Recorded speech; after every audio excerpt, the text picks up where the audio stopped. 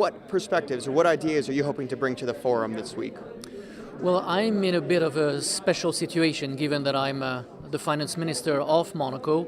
So I'm very happy to welcome for now several years in a row CIFA to Monte Carlo. And the topic that will be raised by most experts is very dear to our heart, since it has to do with fiscal discipline. I see the main topic being addressed is budgetary constraints, deficits, debt and the like. And in Monaco we've been blessed for quite a few years now not to have any structural deficit and no public debt.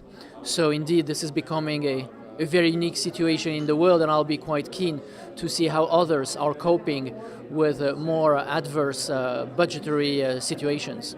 Indeed, and as you said, largely part of the financial crisis, budget deficits have skyrocketed. Debt has become a major issue. How do you see the growing debt becoming a major problem as countries try to promote social and economic development perspective?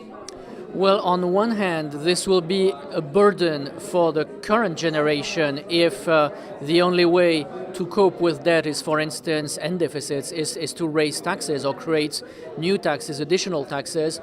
The other solution is to wait and delay until the next generation has to cope with the problem, which is equally unsustainable.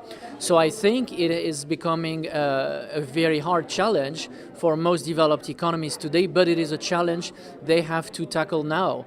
And again, most households know that they shall not spend more than they earn, and I think that this is a useful reminder for many large economies today. Indeed, and then finally, organizations like CIFA, how do you see them helping promote dialogue or ethics and helping to address debt deficits and other economic initiatives?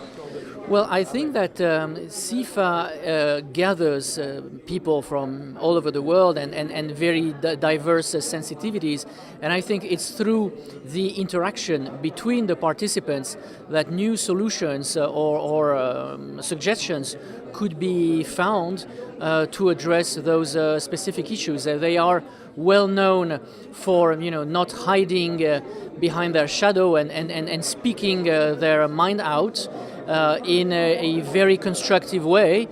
So I think on one hand, they can be provocative and think outside the box and suggest ideas and initiatives which maybe have not been tested yet.